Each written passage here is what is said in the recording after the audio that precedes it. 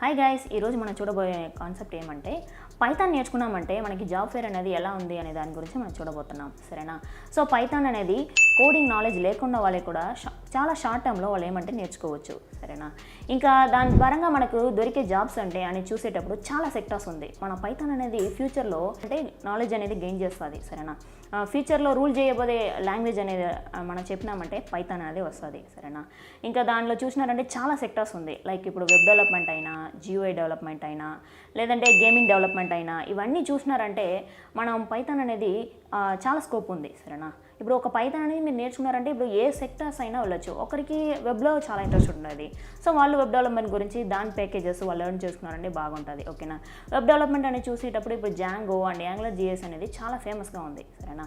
ఇంకా గేమింగ్ అని చూసేటప్పుడు పై గేమ్ అనేది ఆ ఫ్రేమ్వర్క్ వచ్చి ఏమంటే చాలా ఫేమస్గా ఉంది. ఇంకా జియోఐ డెవలప్మెంట్ వాళ్ళు ఆ సెక్టార్లో వెళ్తా ఉన్నారు అనేటప్పుడు కివి. సో కివి వచ్చి ఏమంటే ఆండ్రాయిడ్తో కనెక్ట్ అయిన ఒక ప్యాకేజ్. ఓకేనా? సో దీని ద్వారా ఏమంటే వాళ్ళు పైథాన్ అనేది నేర్చుకుని అలాగే ఒక ఆండ్రాయిడ్ ద్వారా వాళ్ళు కనెక్ట్ అయ్యి చాలా త్వరగా మనం జాబ్ అనేది తీసుకోవచ్చు. సరేనా? ఈ రిలేటెడ్గా మీకు ఎక్కువ వీడియోస్ కావాలనేటప్పుడు డిస్క్రిప్షన్లో మేము లింక్ అనేది ఇచ్చినాము.